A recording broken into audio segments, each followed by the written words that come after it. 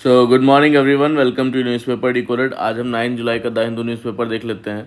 तो जो first news है वो basically India says trade with deal with US eminent. तो इंडिया लाइकली है कि अनाउंस करेगा एक मिनी ट्रेड डील, है ना, यूएस के साथ 1-2 दिन में, एज़ पर इंडियन ऑफिशियल्स। और यूएस प्रेसिडेंट ने एक्सटेंड कर दिया जो टैरिफ पॉज की डेडलाइन है, वो 1 अगस्त को, पहले 9 जुलाई थी, है ना। तो इससे ज़्यादा स्पेस मिलेगा नेगोशिएशंस के लिए। और इंडिया भी वर्क कर रहा है अंडर जो जो पहले की जो डेडलाइन है 8-9 जुलाई, क्योंकि अभी तक यूएस से कोई टैरिफ थ्रेट नहीं लेटर नहीं मिला है इंडिया को। और अगर डील टर्म सूट नहीं करेगा इंडिया को तो वो 1 अगस्त की विंडो यूज़ करेगा जो है फर्दर टॉक्स के लिए। और की स्टिकिंग पॉइंट्स क्या हैं बेसिकली इसमें, कि जेनेटिकली मॉडिफाइड क्रॉप्स हैं, है ना, कि यूएस चाहता है कि इंडिया अलाउ करे इंपोर्ट्स जेनेटिकली मॉडिफाइड सोयाबीन्स का, है ना, सोयाबीन्स। और जो DDGS है एनिमल फीड के लिए, उनको बेसिकली एनिमल फीड के लिए, तो ये यूएस चाह रहा है कि इंडिया इंपोर्ट इनका अलाउ करे। और इंडिया दोनों के लिए रेजिस्टेंट है, चाहे वो डोमेस्टिक जेनेटिकली मॉडिफाइड सोयाबीन हो या इम्पोर्टेड हो। इंडिया नहीं चाहता कि इम्पोर्ट हो या फिर डोमेस्टिक भी जीएम प्रोडक्शन हो सोयाबीन का। फिर उसके बाद में जो है बोलते हैं कि यूएस का और डिमांड है कि इम्पोर्ट जो है काऊ मिल्क का अमेरिका से अलाउ किया जाए, है ना, जो कि इंडिया अपोज करता है ड्यू टू रिलीजियस, कल्चरल और हेल्थ कंसर्न की वजह से। तो ब्रॉडर कॉन्टेक्स्ट में अगर बात करें तो यूएस ने जो है 14 कंट्रीज़ को जो है वार्निंग लेटर भेजा है ना, जिसमें उनको 25 से 26% जो है टैरिफ लगाने की बात की है।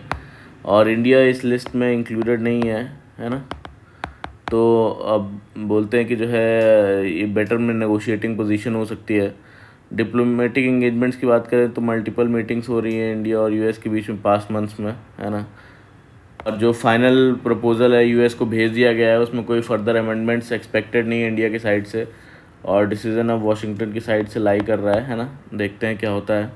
फिर जो नेक्स्ट न्यूज़ है बेसिकली यहाँ पे मलयालम की एक फ़िल्म है जिसका नाम है स्थानार्थी श्रीकुतन।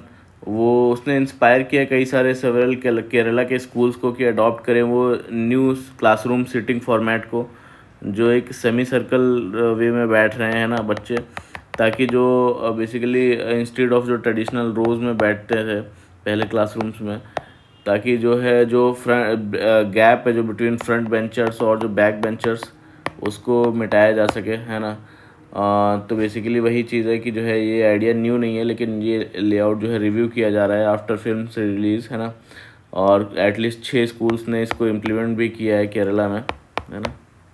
जो नेक्स्ट न्यूज़ है basically domicile now must for womens job quota in Bihar. तो अभी सीएम नीतीश कुमार ने बेसिकली क्या डिसीजन लिया है कि जो 35% जो रिजर्वेशन मिलता है वुमेंस को, है ना, वो कंपलसरी कर दिया है कि बेसिकली वुमेंस को अगर ये रिजर्वेशन लेना है तो बिहार का डोमिसाइल होना कंपलसरी है वुमेंस के लिए। पहले क्या है, बाहर की वुमेंस भी इसमें अप्लाई कर सकती थी, लेकिन अब जो है वो उनको डोमिसाइल होना नेसेसरी है इस चीज़ को लेने के लिए, अदरवाइज़ जो है उनको जनरल कैंडिडेट की तरह ट्रीट किया जाएगा, है ना। और जो इनिशिएटिव लिया गया वो बेसिकली यूथ वेलफेयर इनिशिएटिव है, जिसमें कि बोला गया है कि जो है एम करना है बिहार को बनाने के लिए यूथ को स्किल्ड, सेल्फ रिलायंट और एम्प्लॉयमेंट रेडी करने के लिए। तो ये जो कमीशन होगा वो एडवाइस करेगा कि जो है गवर्नमेंट को यूथ के वेलफेयर के लिए, ठीक है, यूथ वेलफेयर के लिए एडवाइस करेगा। दूसरा, एजुकेशन और एम्प्लॉयमेंट का कोऑर्डिनेशन कैसे हो, है ना, मॉनिटर करना, प्रायोरिटी देना बिहार के यूथ को, है ना, ताकि प्राइवेट सेक्टर जॉब्स जो है उनको मिल सके विद इन द स्टेट्स। और जो प्रोटेक्ट करना इंटरेस्ट जो वर्कर्स और स्टूडेंट्स जो आउटसाइड बिहार हैं उनको प्रोटेक्ट करना इनके इंटरेस्ट, प्रपोज करना प्लान्स ताकि प्रिवेंट कर सके उनको अल्कोहल और ड्रग यूज़ से, है ना, अगेंस्ट। तो इसकी न्यूज़ टोटल पूरी जो है 5th पेज पे दी हुई है, वो मिला के हमने पूरी देखी, है ना। फिर जो नेक्स्ट न्यूज़ है यहाँ पे basically Tamil Nadu archaeology department sends 23 charcoal samples to US for AMS dating. तो Tamil Nadu state department of archaeology जो है उसने जो है 23 चारकोल सैंपल्स जो है वो 7 आर्कियोलॉजिकल साइट्स से, है ना, जो तमिलनाडु के अलग अलग आर्कियोलॉजिकल साइट से वो भेजा है बीटा एनालिटिक्स लैब यूएस में, है ना। किस लिए बेसिकली, ताकि जो है उनकी एब्सोल्यूट क्रोनोलॉजी वो डिटरमाइन की जा सके, एब्सोल्यूट क्रोनोलॉजी डिटरमाइन किया सके, यानी कि एग्जैक्ट एज पता चल सके, है ना, कल्चरल डिपॉजिट्स की यूजिंग एक्सेलरेटर मास स्पेक्ट्रोस्कोपी। तो इसमें कई सारी साइट्स इन्वॉल्व है, 7 आर्कियोलॉजिकल साइट्स हैं। कीलाड़ी हो गई जिसमें कंट्रोवर्सी थी अभी रिगार्डिंग जो है जो इनकी आर्कियोलॉजिकल फाइंडिंग्स थी, तो वो बोलते हैं कि जो है इंडियन इंडस वैली सिविलाइजेशन के कंटेम्प्रेरी थी, बट रिपोर्ट्स में कुछ डिस्क्रिपेंसी थी। जो आर्कियोलॉजिकल सर्वे ऑफ इंडिया ने बोला उसको दूर करने के लिए बोला, बट उसमें कंट्रोवर्सी हो गई स्टेट और सेंटर और स्टेट के बीच में। तो अब ये हो गई दूसरी, और भी कई सारी हैं, चिन्नानूर हो गई, तिरुमल्लापुरम हो गई, मरुंगर हो गई, है ना, थुलुकारापट्टी हो गई, ऐसे कई सारी साइट्स हैं, है ना। तो अभी क्या है कि जो डेटिंग के जो रिज़ल्ट्स हैं ये 2 महीने के अंदर आएंगे, है ना। और जो Telangana state department of archaeology ये भी कई सारे मल्टीपल साइंटिफिक मेथड्स यूज़ कर रहा है वैलिडेट करने के लिए और टाइमलाइन अंडरस्टैंड करने के लिए इन सब मटेरियल्स की। फिर जो नेक्स्ट न्यूज़ है बेसिकली यहाँ पे politicians in power should not deem themselves to be kings और क्वींस हाई कोर्ट। तो मद्रास हाई कोर्ट ने बेसिकली जो है एक जो है पॉलिटिशियन है उनको बोला कि जो है पॉलिटिशियंस को किंग और क्वीन की तरह एक्ट नहीं करना चाहिए, जो कि लॉ से ऊपर हैं। और डेमोक्रेसी में कोई भी अकाउंटेबिलिटी से ऊपर नहीं है ना, अकाउंटेबिलिटी सब पे लागू होती है और no one is above the law. तो उन्होंने रिजेक्ट किया ये आइडिया कि पॉलिटिशियंस कुछ भी बोल सकते हैं just because they have might, तो दे मस्ट रेस्पेक्ट अदर्स, है ना। और उन्होंने बोला कि वो सिर्फ सिटीज़न ही है, कोई रूलर नहीं है ना। हुआ क्या था कि बेसिकली तमिलनाडु के एक फॉरेस्ट मिनिस्टर हैं, फॉर्मर जो पहले के मिनिस्टर हैं, तो उन्होंने क्या है पब्लिक मीटिंग में कमेंट्स, डेरोगेटरी कमेंट्स किए सेवाइट्स, वैष्णवाइट्स और वुमेंस के अगेंस्ट, तो उसके खिलाफ उसके लिए बोला गया है उनको। जो नेक्स्ट न्यूज़ है यहाँ पे, Karnataka government waits for central nod for 3 water projects. तो Krishna basically water dispute tribunal, Krishna water dispute tribunal 2 ने ये जो स्टेट्स हैं जहाँ से कृष्णा रिवर गुजरती है, जो महाराष्ट्र हो गया, कर्नाटका हो गया, तेलंगाना हो गया, आंध्र प्रदेश हो गया, इनके बीच में जो है कृष्णा रिवर का जो एलोकेशन डिसाइड किया था, लेकिन अब तक उसे लीगली इन्फोर्स नहीं हुआ है, और जब तक उसे सेंटर उसका गैजेट नोटिफिकेशन इशू ना करे, है ना। तो अब वही क्या चाह रहा है कर्नाटका जो है चाह रहा है कि सेंट्रल गवर्नमेंट ये जो कृष्णा वाटर डिस्प्यूट ट्राइब्यूनल 2 का अवार्ड जल्दी ही उसका गैजेट नोटिफिकेशन जारी करे। इससे कर्नाटका को ज़्यादा पानी और इरिगेशन राइट्स मिलेंगे, खासकर नॉर्दर्न कर्नाटका के लिए जहाँ पानी की शॉर्टेज है ना। फिर जो नेक्स्ट न्यूज़ है basically, ensure adequate urea supply to meet agricultural needs, Revanth to centre. Basically जो तेलंगाना के चीफ मिनिस्टर हैं रेवंत रेड्डी जी, उन्होंने दिल्ली में जाके जेपी नड्डा से मिले और बोले कि स्टेट के लिए जो यूरिया की सप्लाई है वो एडिक्वेट सप्लाई इंश्योर करने की मांग की है। तो उन्होंने बोला कि अप्रैल से जून तक तेलंगाना को सिर्फ 3.07 जो है लाख टन्स जो है वो यूरिया मिली है, जबकि डिमांड जो है 5 लाख टन की ज़रूरत थी सोइंग सीज़न में, है ना। और सीएम ने ये भी कहा कि बारिश की वजह से खेती तेज़ी से हो रही है और अगर यूरिया सप्लाई डिसरप्ट होती है तो काफ़ी फार्मर्स को नुकसान होगा।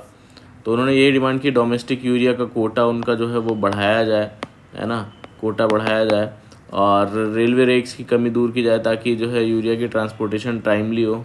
फिर जो नेक्स्ट न्यूज़ है यहाँ पे, rare great hornbill sighting in Ezhimala sparks renewed calls for biodiversity conservation. तो केरला के जो रेन फॉरेस्ट है उसका एक रेयर बर्ड है ग्रेटर हॉर्नबिल, है ना, जो यूजुअली डेंस फॉरेस्ट में जैसे साइलेंट वैली हो गया, आरामाल हो गया, इन सब में मिलता है। तो इस बार ये क्या है बेसिकली कन्नौर के जो है वो कोस्टल बेल्ट में मिला है ना, देखा गया है। तो बेसिकली और बर्ड लगभग 2 हफ्तों तक वहीं एरिया में रहा, है ना। तो बोलते हैं कि ये बर्ड नॉर्मली कोस्टल एरियाज़ में नहीं दिखता है ना, कोस्टल एरिया में देखा गया है, नॉर्मली कोस्टल एरिया में नहीं दिखता है, जो कि इंडिकेट करता है कि इकोलॉजिकल इंडिकेटर है ना किस चीज़ का, कि माना जा रहा है मतलब ये अभी भी एक ये बायोडाइवर्सिटी हॉटस्पॉट बना हुआ है ना। और IUCN के हिसाब से इसकी जो कैटेगरी है वो कौन सी है, एंडेंजर्ड स्पीशीज़ कैटेगरी में आता है। और इंडियन वाइल्ड लाइफ एक्ट के उसमें देखें तो शेड्यूल 1 में जो है ये बर्ड है ना। फिर जो नेक्स्ट न्यूज़ है basically, India Brazil partnership is relevant for the world Modi. तो ब्राज़ील के ब्राज़ीलिया में प्राइम मिनिस्टर नरेंद्र मोदी ने वहाँ के प्रेसिडेंट से इम्पोर्टेंट बायलैटरल टॉक्स हुई, जिसमें दोनों लीडर्स ने ग्लोबल इश्यूज़ पर मिलकर काम करने का बेसिकली प्रॉमिस किया। और पीएम मोदी ने बेसिकली बोला कि आज जब दुनिया अनसर्टेनिटी और टेंशन से गुजर रही है, वहीं इंडिया और ब्राज़ील का पार्टनरशिप एक स्टेबिलिटी और बैलेंस पर जो है के पिलर पर जो है वो खड़ा हुआ है ना। और की हाइलाइट्स क्या हैं इस पार्टनरशिप के, कि बेसिकली टेररिज्म पर जो है वो ज़ीरो टॉलरेंस का मैसेज दिया है ना, और डबल स्टैंडर्ड्स नहीं चलेंगे ऐसा बोला।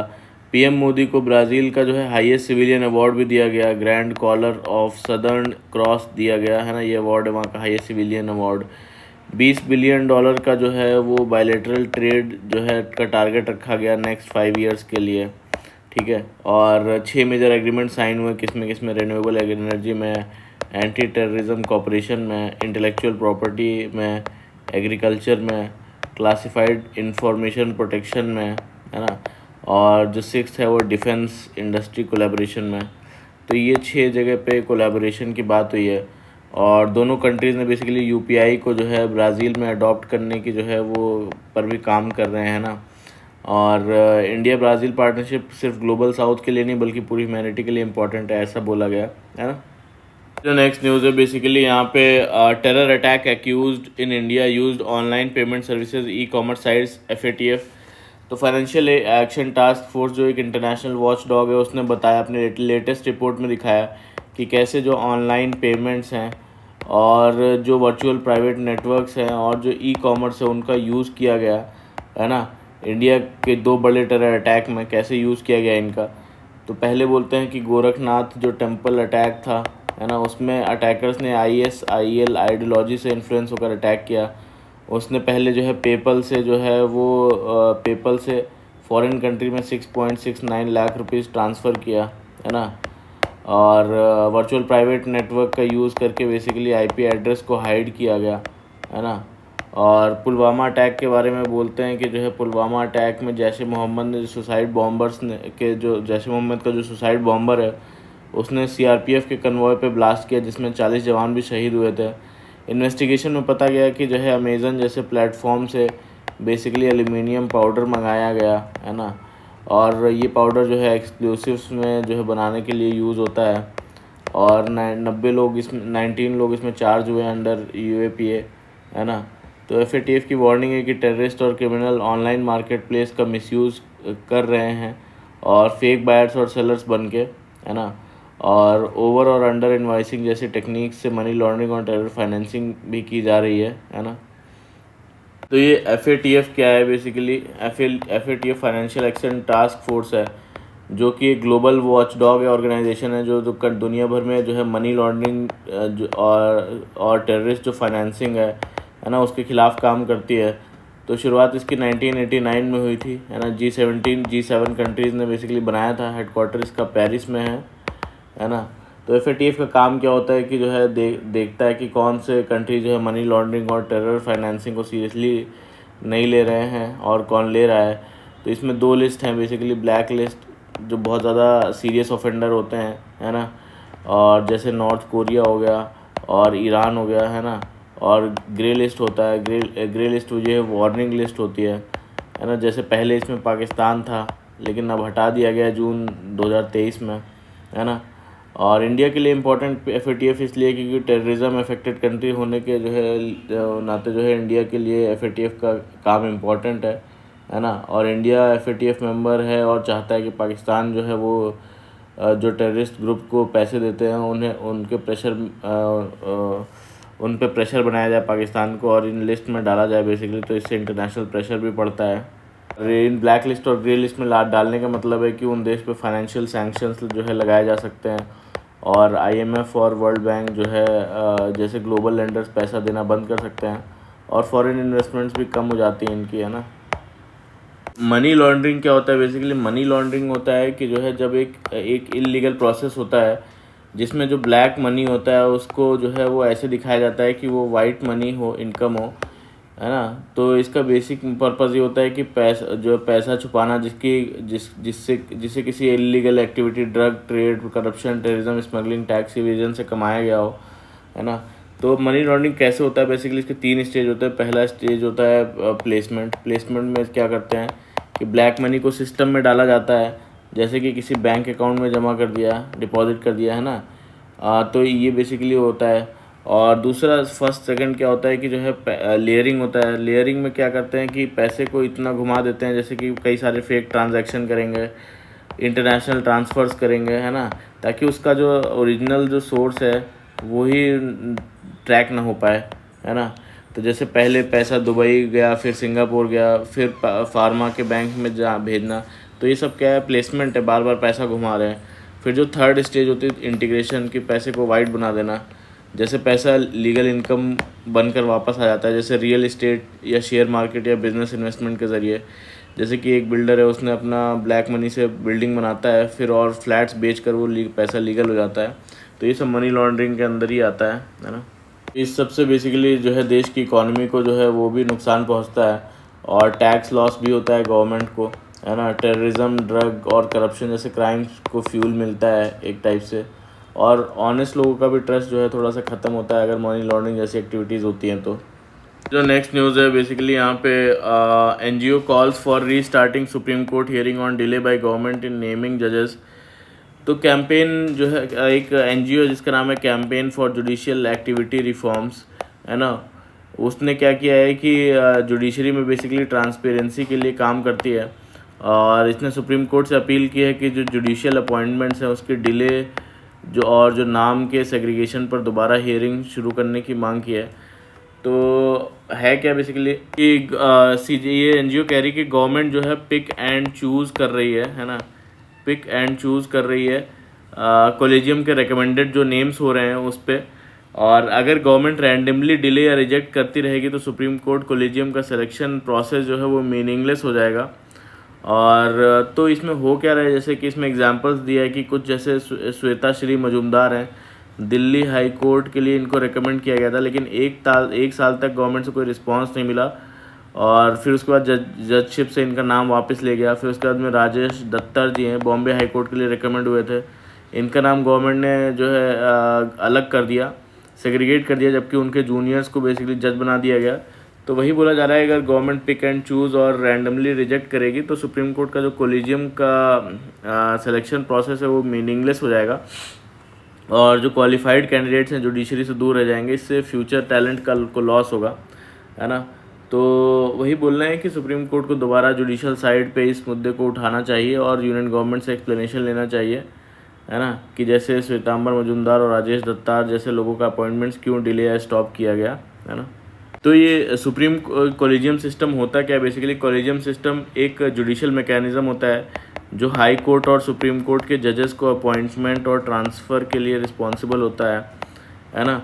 तो सुप्रीम कोर्ट के कॉलेजियम में कौन कौन इन्वॉल्व होता है, एक तो chief justice of India plus 4 senior most जो जजेस होते हैं सुप्रीम कोर्ट के वो रहते हैं, और हाई कोर्ट के कॉलेजियम में हाई कोर्ट के chief justice of high court plus 2 senior most जजेस जो है ऑफ दैट हाई कोर्ट, है ना। तो ये करते क्या है, बेसिकली जजेस का नाम रिकमेंड किया जाता है अपॉइंटमेंट के लिए, है ना, ये रिकमेंड करते हैं, और फिर कॉलेजियम जो है वो डिसीज़न जो भेजता है किसको, लॉ मिनिस्ट्री को, और लॉ मिनिस्ट्री फिर फाइल प्रेसिडेंट के पास भेजी जाती है लॉ मिनिस्ट्री से, है ना, और प्रेसिडेंट के अप्रूवल के बाद जो है जज का अपॉइंटमेंट होता है ना। पर जो है यहाँ लॉ मिनिस्ट्री के पास भेजने के बाद भी कई सारी बात डिले रहता है, तो उसी के बारे में ये बोल रहे हैं, है ना। फिर जो नेक्स्ट न्यूज़ है बेसिकली यहाँ पे China, convergence of China Pakistan Bangladesh interest में इम्पैक्ट रीजनल स्टेबिलिटी। तो हमारे जो चीफ ऑफ डिफेंस स्टाफ है उन्होंने बेसिकली क्या बोला कि जो चाइना, पाकिस्तान और जो बांग्लादेश है उसके इंटरेस्ट अगर कन्वर्ज होते हैं, है ना, उससे इंडिया का जो रीजनल सिक्योरिटी डायनेमिक्स है उस पर इम्पैक्ट पड़ सकता है, और ये एक सीरियस लॉन्ग टर्म कंसर्न है। और म्यांमार का रिफ्यूजी क्राइसिस बताते हैं, जैसे कि हमने कल देखा था म्यांमार के जो चीन स्टेट से मिज़ोरम में काफ़ी सारा रिफ्यूजी क्राइसिस हो गया था। तो म्यांमार के अंदर जो चीन में इंटरनल कॉन्फ्लिक्ट चल रहा है उसके कारण नॉर्थ ईस्ट इंडिया में रिफ्यूजीज़ आ रहे हैं। ये एक ह्यूमैनिटेरियन के साथ साथ सिक्योरिटी चैलेंज भी जो है वो इंडिया के लिए है। इंडियन ओशियन रीजन के थ्रेड्स की बात करते हैं कि जो है इंडियन ओशियन रीजन में डेड डिप्लोमेसी जो है वो चल रही है। चाइना की, है ना, और का यूज़ करके जो फॉरेन पावर इन्फ्लुएंस बढ़ रहा है वहाँ पे, जिससे इंडिया वल्नरेबल हो रहा है। और साउथ एशियन पॉलिटिकल इंस्टेबिलिटी की बात करते हैं तो उसमें क्या बोलते हैं कि साउथ एशिया में जो गवर्नमेंट्स हैं उन्होंने बार बार बदलना और जियोपॉलिटिकल स्टैंड पॉइंट्स को चेंज होना भी एक बड़ी चैलेंज है। और न्यू एज थ्रेट्स के बारे में बताते हैं कि साइबर थ्रेट्स, मिस इन्फॉर्मेशन, है ना, और जो डिजिटल स्पेस का जो वेपनाइजेशन हो रहा है, जैसे कि कल हमने देखा था यूएसए ने गोल्डन डोम प्रोजेक्ट लॉन्च किया है स्पेस को मिलिटराइज करने का, है ना। एक space based missile defence system है गोल्डन डोम जो यूएस का है ना, तो उसकी तैयारी में है। तो ये सारे नए कॉन्फ्लिक्ट्स क्रिएट कर रहे हैं और ये लोगों को ट्रस्ट को अंडरमाइन करता है और पब्लिक जो है परसेप्शन मैनिपुलेट करता है। तो वही बोलते हैं कि इंडिया का रिस्पॉन्स स्ट्रेटजी भी सजेस्ट किया उन्होंने कि रेजिलिएंट सप्लाई चेन बनाना चाहिए, स्मार्ट डिफेंस स्टॉकिंग और सर्च कैपेबिलिटीज़ डेवलप करनी चाहिए और ट्रस्टेड इंटरनेशनल पार्टनर्स के साथ, है ना। और डिफेंस और आर.एन.डी जो है को इनोवेट, डिफेंस आर.एन.डी को इनोवेट और फॉरवर्ड लुकिंग बनाना चाहिए और कटिंग एज टेक्नोलॉजीज़ का जो है को इंटीग्रेट करके सेल्फ रिलायंट डिफेंस इकोसिस्टम, है ना, वो बनाना ज़रूरी है, ऐसा बोला। तो ग्लोबल सिक्योरिटी सिस्टम अभी एक ट्रांजिशन फेज़ में है, इन्होंने बोला, है ना, और इंडिया को strong tech driven defence model adopt करना होगा जो ग्लोबल शिफ्ट के साथ कोऑपरेट करे, है ना। जो नेक्स्ट न्यूज़ है बेसिकली यहाँ पे country wide survey reveals deficit in student learning. तो जो एक परख है, परख बेसिकली क्या है कि एक नेशनल लेवल सर्वे है, परख, है ना, परख एक नेशनल लेवल सर्वे है जिसमें ग्रेड 3, ग्रेड 6 और ग्रेड 9 के स्टूडेंट्स का एकेडमिक परफॉर्मेंस एक्सेस किया जाता है ना। और टॉप परफॉर्मिंग स्टेट्स इसमें जो रहे हैं ग्रेड 3 में बेसिकली पंजाब, हिमाचल प्रदेश और केरला रहा है ना। और ग्रेड 6 में केरला, पंजाब, दादर एंड नगर हवेली, है ना, और दमन एंड दीव रहा है। और क्लास 9 ग्रेड 9 में पंजाब, केरला और चंडीगढ़ रहा है ना। तो अब बेसिकली यहाँ पे की फाइंडिंग्स बताते हैं कि जो ग्रेड 3 के स्टूडेंट्स हैं, ग्रेड 3 के स्टूडेंट्स में सिर्फ जो है 54% ऐसे स्टूडेंट्स हैं जो प्लेस वैल्यू स्ट्रक्चर समझ पाते हैं और 38% ही daily life numbers problem solve कर पा रहे हैं, है ना। सॉरी, ग्रेड 6 के लिए है। ग्रेड 6 में जो है 54% प्लेस वैल्यू स्ट्रक्चर समझ पाते हैं और 38% जो है डेली प्रॉब्लम्स को सॉल्व कर पाते हैं और 38% स्टूडेंट जो नेचुरल पैटर्न्स जैसे सीज़न चेंज हो गया, मानसून फेज़ को ऑब्जर्व कर और प्रेडिक्ट कर पाते हैं। क्लास 9 की बात करें तो 45% जो है स्टूडेंट जो है कॉन्स्टिट्यूशन और इंडियन फ्रीडम मूवमेंट्स के आइडियल को समझ पाते हैं सिर्फ, और 54% जो है स्टूडेंट्स न्यूज़ आर्टिकल, एडिटोरियल के मेन पॉइंट्स आइडेंटिफाई कर सकते हैं, है ना। तो ऐसी सब फाइंडिंग्स हैं। और तो इन्होंने बेसिकली बोला जो ग्रेड 3 की बात करें तो जो है केंद्रीय विद्यालय परफॉर्म वीकेस्ट, है ना, कि ग्रेड 3 में केंद्रीय विद्यालय ने वीकेस्ट परफॉर्म किया मैथ में, है ना। और जो अगर क्लास 6 की बात करें, जो गवर्नमेंट एडेड जो स्कूल्स हैं और जो स्टेट गवर्नमेंट स्कूल्स हैं, है ना, उनका मैथ का परफॉर्मेंस लो रहा, है ना। और क्लास 9 की बात करें तो जो है केंद्रीय विद्यालय स्टूडेंट्स जो है वो उन्होंने परफॉर्म किया बेस्ट लगभग ऑल सब्जेक्ट में, है ना, स्पेशली इन लैंग्वेज सब्जेक्ट्स में, ठीक है।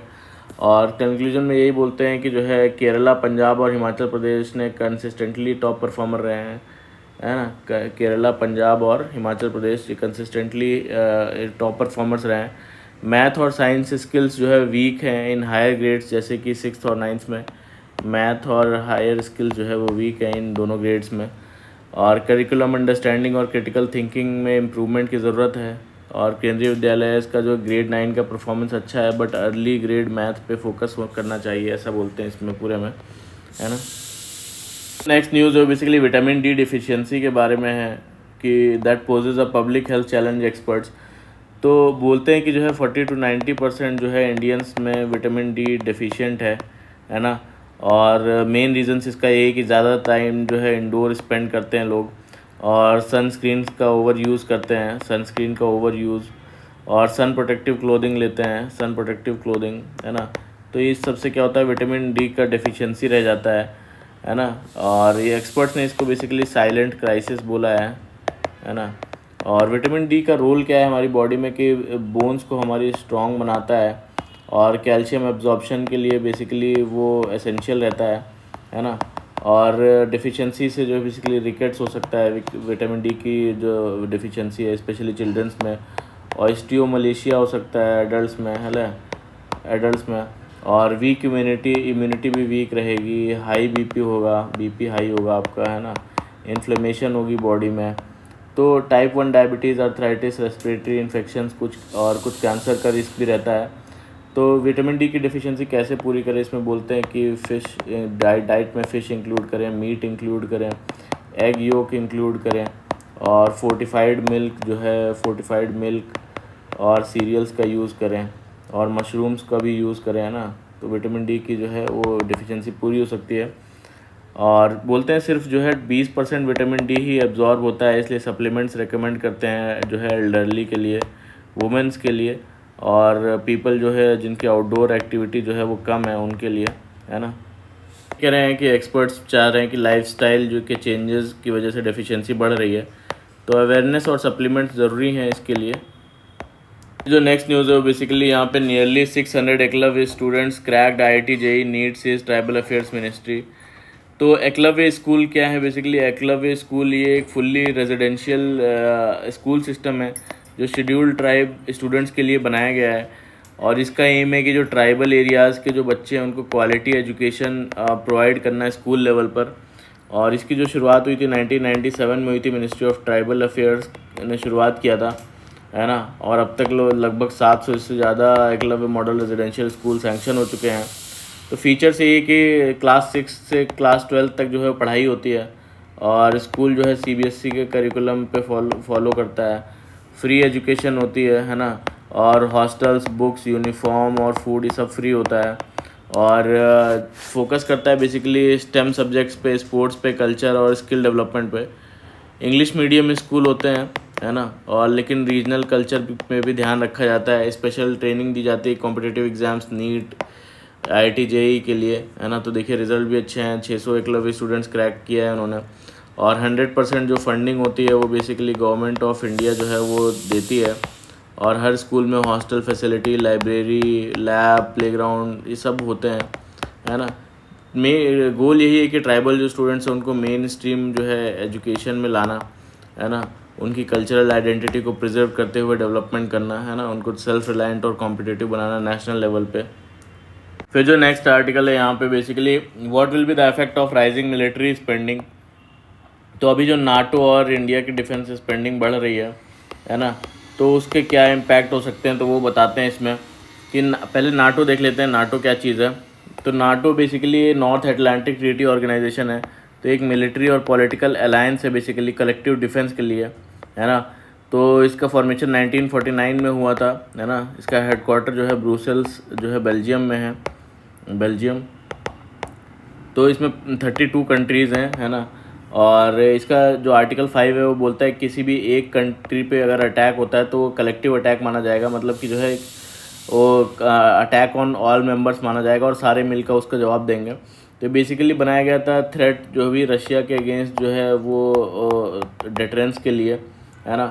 तो अभी बेसिकली है क्या, नाटो में कुछ की डिसीजंस लिए गए हैं कि नाटो मेंबर्स ने प्लेज किया है कि अपना मिलिट्री स्पेंडिंग जो है वो बढ़ाएंगे अप टू 5% ऑफ GDP, ठीक है, बाई 2035, है ना, 2035। और अर्लियर टारगेट जो है 2% था, लेकिन उससे बढ़ा के अब 5% मिलिट्री स्पेंडिंग करने का किया गया है ना। As a response to global conflict, जो भी रशिया का यूक्रेन में जो है एग्रेशन है उसको देखते हुए, इसराइल गाज़ा का कॉन्फ्लिक्ट देखते हुए, इंडिया पाकिस्तान और इसराइल ईरान का जो कॉन्फ्लिक्ट है। तो ग्लोबल मिलिट्री स्पेंडिंग ट्रेंड्स में बोलते हैं 2024 में ग्लोबल डिफेंस स्पेंडिंग जो है 2024 में कितनी रही, सिपरी रिपोर्ट के हिसाब से $2.7 ट्रिलियन रही, है ना। जो कि 1998 से कंपेयर करें तो 9.4% ज़्यादा है। और यही सेम जो है 1960 में कोल्ड वॉर के टाइम पे 1960 में 6.1% ऑफ द GDP थी, पहले जो 9.4 थी वो, है ना। और फिर उसके बाद में जो है टॉप 5 मिलिट्री स्पेंडर्स के बारे में बताते हैं कि यूएसए ने 2024 में बेसिकली यूएसए ने सबसे ज़्यादा स्पेंड किया $997 मिलियन, ठीक है। फिर उसके बाद में सेकंड जो है चाइना ने किया, चाइना ने बेसिकली $314 बिलियन किए, बिलियन डॉलर है ये, है ना। और रशिया, फिर उसके बाद रशिया ने मिलिट्री स्पेंडिंग की 149 बिलियन डॉलर की। फिर उसके बाद में जर्मनी ने की है 88.5 बिलियन डॉलर की। उसके बाद इंडिया ने की है, इंडिया ने कितनी की है 86.1 बिलियन डॉलर की। इतनी स्पेंडिंग, ये टॉप मिलिट्री जो है स्पेंडिंग की है 2024 में लोगों ने। और तो जीडीपी परसेंटेज की बात करें तो डिफेंस स्पेंडिंग जो है सेलेक्टेड नेशन जैसे कि सऊदी अरेबिया हो गया, उसने बेसिकली 7.3% की है ना, अपने जीडीपी का। पोलैंड कितना करता है 4.2%। तो सऊदी अरेबिया देख रहे हैं अपने जीडीपी का बड़ा हिस्सा जो है एक मिलिट्री स्पेंडिंग कर रहा है। यूएसए अपनी जीडीपी का 3.2% करता है, लेकिन इसका 3.2% ही देख ली कितना ज़्यादा है ना। और क्राउड आउट इफेक्ट क्या है? क्राउड आउट इफेक्ट इसमें बोलते हैं कि मिलिट्री स्पेंडिंग जो है वो डाइवर्ट करता है रिसोर्सेज जो है वो किन चीज़, अगर आप मिलिट्री स्पेंडिंग ज़्यादा कर रहे हैं तो आप डाइवर्ट करेंगे रिसोर्स अपने हेल्थ केयर से, एजुकेशन से और वेलफेयर से, तभी तो उसमें मिलिट्री स्पेंडिंग कर पाएंगे। एग्जाम्पल जो है ऐसे स्पेन ने रिफ्यूज़ किया 5% की नाटो प्लेज जो है, क्योंकि वो उन्होंने बोला कि 300 बिलियन यूरोज़ का जो है एक्स्ट्रा बर्डन उन पर पड़ेगा, है ना। तो स्पेन ने रिफ्यूज़ किया 5% की जो नाटो प्लेज है उसको। और यूएन बजट के साथ कंपेयर करते हैं कि यूएन का एनुअल बजट जो है वो $44 बिलियन का है ना। और यूएस ने क्या किया है कि $1 बिलियन सिर्फ जो है 12 दिन में खर्च कर दिए इज़राइल और ईरान के कॉन्फ्लिक्ट के टाइम पे, है ना। और यूनाइटेड नेशन का जो बजट है वो $44 बिलियन का है, लेकिन अभी तक इसको सिर्फ $6 बिलियन जो है वो मिले हैं। और यूएन का फंडिंग क्राइसिस ये है कि जो है यूएस ने अपना कट कर दिया है जो यूएन के फंडिंग है उसमें, है ना, डोनाल्ड ट्रंप के अंडर। और सोशल इम्पैक्ट क्या है इसका? एक्सट्रीम पॉवर्टी जो है ग्लोबली है ना, एक्सट्रीम पॉवर्टी जिसको $70 बिलियन जो है सिर्फ चाहिए, है ना, पर ईयर, है ना, तो एंड करने के लिए, तो वो नहीं हो पा रहा है। लेकिन मिलिट्री स्पेंडिंग देखिए कितनी हो रही है, $997 बिलियन, $314 बिलियन, $149 बिलियन। तो ग्लोबली एक्सट्रीम पॉवर्टी को एंड करने के लिए सिर्फ $70 बिलियन एक साल में चाहिए, वो भी नहीं हो पा रहा है। और एब्सोल्यूट जो पॉवर्टी है उसको एंड करने के लिए $325 बिलियन चाहिए, है ना, एक साल में, पर ईयर। और ये सिर्फ जो है अगर हायर इनकम नेशंस का ग्रॉस नेशनल इनकम की बात करें उससे 1% से भी कम है ये, है ना। तो अब ये कट कर रहे हैं जो शायद का could lead to 14 million deaths जो है 2030 तक, है ना। तो बोलते हैं कि जो अभी कटिंग की गई है यूएस ने अपने जो डोनेशन में, उससे 14 मिलियन डेथ्स हो सकती हैं 2030 में, लगभग 33% of them would be childrens. और क्लाइमेट चेंज इम्पैक्ट की बात करते हैं कि जो है जो राइजिंग डिफेंस एक्सपेंडिचर है ना, उससे एमिशंस जो है वो बढ़ जाएंगे, मोर एमिशंस जो है होंगे। अगर नाटो ने जो है 3.5% जीडीपी डिफेंस में हिट कर दिया तो एमिशंस जो है 200 मिलियन टन पर ईयर जो है वो बढ़ जाएगा, ठीक है। तो क्लाइमेट पे भी इम्पैक्ट पड़ेगा इससे, कैसे डिफेंस स्पेंडिंग का, है ना। और थ्रेटन करेगा जो यूनाइटेड नेशन के एसडीजी गोल्स हैं उसको, स्पेशली हेल्थ केयर, एजुकेशन और क्लाइमेट चेंज को। और इंडिया का स्पेसिफिक इम्पैक्ट बताते हैं कि इंडिया का डिफेंस बजट जो है इंडिया का कि 6.81 लाख करोड़ जो है, प्लस 50,000 करोड़ इमरजेंसी फंड किया गया पोस्ट ऑपरेशन सिंदूर। और आयुष्मान भारत हेल्थ बजट जो है सिर्फ 7,200 करोड़ रहा 58 करोड़ लोगों के लिए, है ना। और मिलिट्री स्पेंडिंग की बात करें तो इंडिया जो है मिलिट्री स्पेंडिंग 2.3% जो है करता है जीडीपी का। पब्लिक हेल्थ स्पेंडिंग जो है 1.84% है ना, बिलो 2.5%। मिलिट्री स्पेंडिंग ज़्यादा है पब्लिक हेल्थ स्पेंडिंग से, ये कितनी है 1.84%। तो ये कंट्रास्ट दिखाता है कि मिलिट्री स्पेंडिंग ज़्यादा है, और अगर थोड़ा सा भी अगर पोर्शन अगर इन्होंने यूज़ किया पॉवर्टी को एंड करने के लिए तो वो बेसिकली ख़त्म हो सकती है। तो की कंसर्न्स यही बताते हैं कि फियर बेस्ड मिलिट्राइजेशन जो है वो हार्म कर सकता है ग्लोबल पीस को, क्लाइमेट गोल्स को। और बेसिक ह्यूमन डेवलपमेंट को। और पीस जो है is not just absence of war but ensuring conditions for human wellbeing. तो ये इस पूरे आर्टिकल में बोला गया है ना। फिर जो नेक्स्ट न्यूज़ है यहाँ पे basically auto part industry seeks national strategy on critical minerals. तो अभी हो क्या रहा है कि ईवी इलेक्ट्रिक व्हीकल जो प्रोडक्शन है वो क्राइसिस फेस कर रहा है क्योंकि रेयर अर्थ मैग्नेट्स का शॉर्टेज हो गया है, और जो कि क्रूशियल कंपोनेंट है इलेक्ट्रिक व्हीकल मैन्युफैक्चरिंग में। इंडस्ट्री का कंसर्न क्या है कि automotive component manufacturer association of India ने इसको रेड फ्लैग बोला है, और उन्होंने बोला है कि उसके प्रेसिडेंट ने कि इंडिया को एक नेशनल स्ट्रैटेजी चाहिए होगी क्रिटिकल मिनरल्स पे, ताकि वो अनइंटरप्टेड ईवी प्रोडक्शन हो सके इंडिया में, है ना। और शॉर्टेज क्यों है, चाइना जो है वो बेसिकली बिगेस्ट सप्लायर है रेयर अर्थ मैग्नेट्स का, है ना। उसने जो है लगभग 90% जो है एक्सपोर्ट वही करता है और प्रोडक्शन वही करता है रेयर अर्थ मैग्नेट्स का। तो उसने एक्सपोर्ट्स पे अपने बैन लगा दिया है ना। एक्सपोर्ट्स नहीं हो रहे हैं तो इंडिया जो इंपोर्ट करता था तो इसलिए हिट हो गया है, काफ़ी ज़्यादा क्राइसिस है ईवी सेक्टर में। तो इंडिया का जो ऑटो कंपोनेंट सेक्टर है हेविली डिपेंडेंट है चाइना के, बेसिकली जो चाइना के इंपोर्ट्स पे। तो इंडिया का रिस्पॉन्स यही है कि एक्सप्लोर करना ऑल्टरनेटिव्स।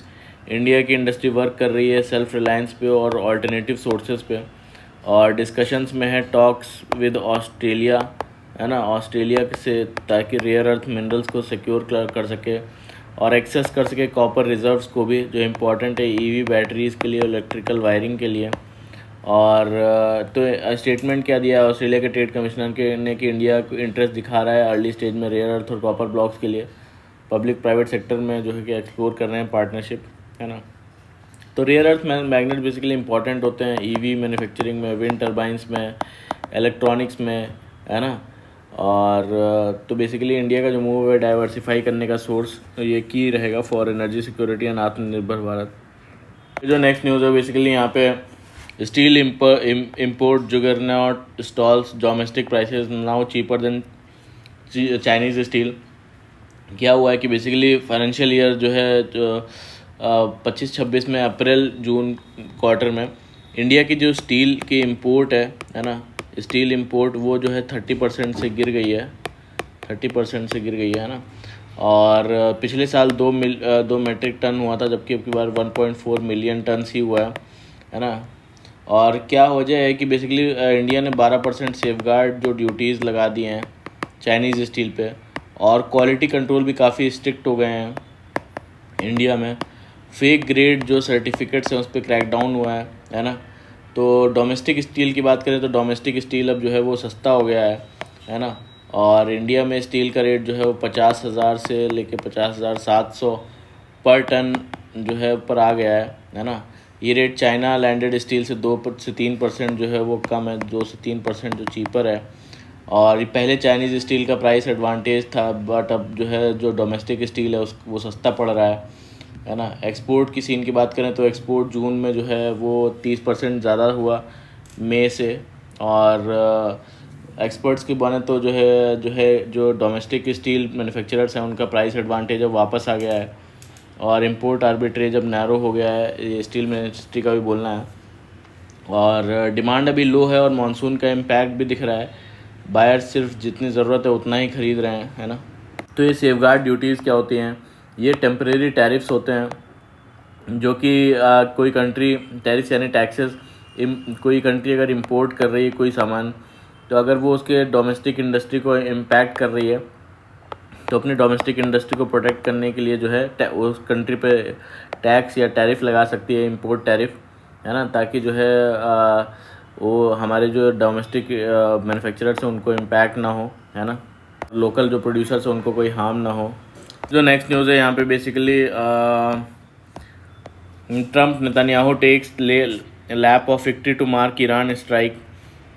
तो इजरायली जो प्राइम मिनिस्टर हैं Benjamin Netanyahu US Donald president को जो है नोबेल पीस प्राइज़ के लिए नॉमिनेट किया उन्होंने, और उनके साथ मिलकर ईरान के न्यूक्लियर फैसिलिटीज़ पर सक्सेसफुल स्ट्राइक्स करने के लिए बेसिकली।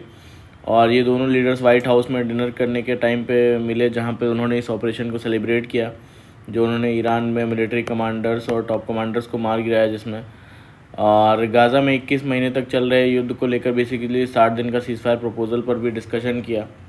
और तो ये बेसिकली चल रहा है। और नेतन्याहू ने कहा कि जो है ट्रंप दुनिया में शांति ला रहे हैं, ऐसा बोला उन्होंने। और जबकि जो है ट्रंप ने वेस्ट एशिया में स्टेबिलिटी की उम्मीद जताई है। हालांकि जो है गाज़ा कॉन्फ्लिक्ट और पीस एफर्ट्स को लेकर भी सवाल इसमें बने हुए हैं, है ना। जो नेक्स्ट न्यूज़ है यहाँ पे, Trump to send more weapons to Ukraine. तो यूएस प्रेसिडेंट डोनाल्ड ट्रंप ने अनाउंस किया कि अमेरिका यूक्रेन को और ज़्यादा बेसिकली वेपन्स भेजेगा, है ना। और जिसके बाद रशिया ने इस पे जो है सख्त विरोध जताया है। और क्रेमलिन ने बेसिकली रशिया ने कहा है कि ऐसे आर्म सप्लाई जो है वॉर को और लंबा खींचता है। और ये अनाउंसमेंट उसके तुरंत बाद आई जब पिछले हफ्ते यूएस ने कुछ वेपन शिपमेंट टेम्परेली रोक दिए थे, जिससे यूक्रेन के ऑफिशियल्स भी जो है समझ नहीं पाए थे और क्लैरिटी के लिए स्क्रैम्बल कर रहे थे। और रशिया ने अभी रिसेंटली यूक्रेन में कुछ नए इलाके जीतने का बेसिकली क्लेम किया, जैसे कल भी हमने देखा था, जिससे ये वॉर और भी इंटेंस हो गया है ना। जो नेक्स्ट है बेसिकली यहाँ पे, rare earth emerge as a geopolitical linchpin in rising China US rivalry. Rare earth magnets के बारे में मैंने आपको बता दिया है ना। तो यूएस और चाइना के बीच में एक एग्रीमेंट हुआ है जिसमें चाइना जो है अमेरिका को रेयर अर्थ मैग्नेट सप्लाई करेगा, जिसके बदले जो है यूएस जो है अपने कुछ काउंटर मेजर्स हटाएगा, है ना। तो रेयर अर्थ जैसे कि नियोडियम हो गया और डिस्प्रोसियम हो गया, ये मॉडर्न इलेक्ट्रॉनिक्स और डिफेंस सिस्टम और इलेक्ट्रिक व्हीकल के लिए बहुत ज़रूरी है ना। चाइना करेंटली 90% जो है रेयर अर्थ जो एलिमेंट्स हैं रिफाइनिंग करता है, जिससे यूएस को डिपेंडेंस बेसिकली यूएस अपनी डिपेंडेंस जिस पे कम करना चाहता है। और अमेरिका इसके लिए क्या कर रहा है, basically American mountain pass mine और जो ग्रीनलैंड जैसे नए सोर्सेस जो है एक्सप्लोर कर रहा है ना, जहाँ से वो एक्सप्लोर कर सके रेयर अर्थ मिनरल्स। तो मिलिट्री ग्रेड मैग्नेट्स पर अभी रेस्ट्रिक्शन है चाइना ने लगा रखी है, इसलिए रेयर अर्थ जो एलिमेंट्स प्रोसेसिंग इंफ्रास्ट्रक्चर में यूएस को बेसिकली हैवी इन्वेस्टमेंट करना होगा। और चाइना का डोमिनेंस जियो पॉलिटिकल थ्रेट बन सकता है, इस पूरे आर्टिकल में यही बोला है। तो ये था पूरा आज का हमारा द हिंदू का न्यूज़ डिस्कशन, है ना। तो प्लीज़ अच्छा लगा हो तो लाइक करिएगा, कमेंट करिएगा और सब्सक्राइब भी करिएगा हमारे चैनल को। Thank you very much for the discussion.